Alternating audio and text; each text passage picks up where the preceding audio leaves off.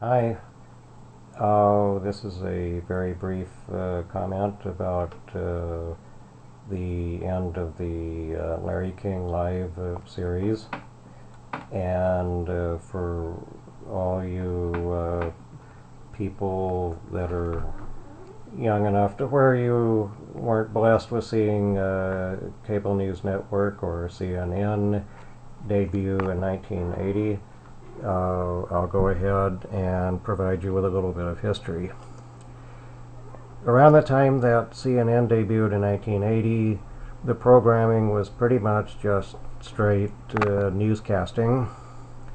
And by 1985, when Larry King was hired to transfer his talk radio format to television, that instance of beginning Larry King Live began CNN's transfer to longer form non-traditional news programming, which has been seen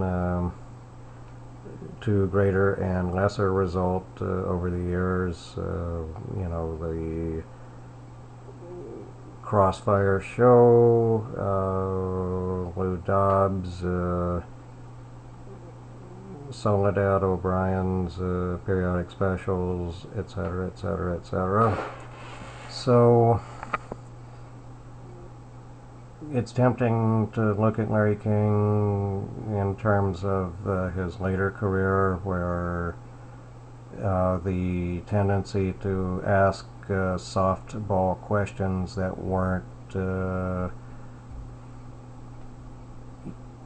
yielding of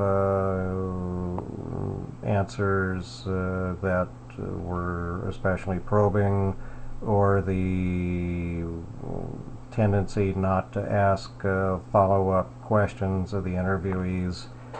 It's going to be very tempting for some in the media to just sort of like groove on that and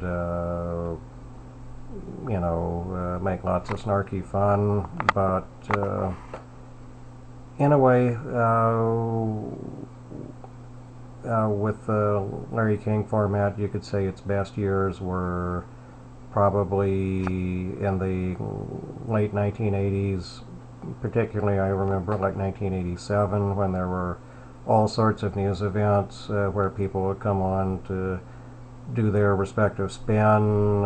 Iran-Contra hearings being one, and also the Jim and Tammy Faye Baker PTL controversies that included Jessica Hahn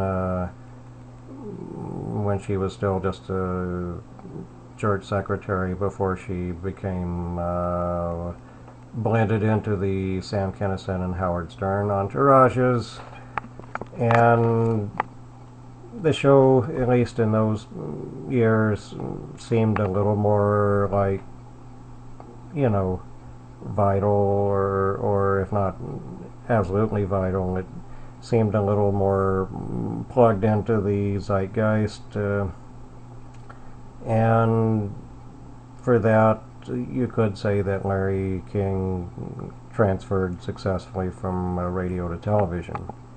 So anyway, au revoir to Larry King, and hello to Piers Morgan, who's going to translate his UK tabloid type stuff to the US audience, and we'll see if CNN, which is now run by the HLN guy, who is pretty much tabloided up a lot of the joint on HLN, we'll see if people will accept Piers Morgan tabloiding it up, and not just as the foil to Omarosa on Celebrity Apprentice, or the judge that's not David Hasselhoff, or Howie Mandel on America's Got Talent. So goodbye, Larry, and thank you for your service. Sincerely.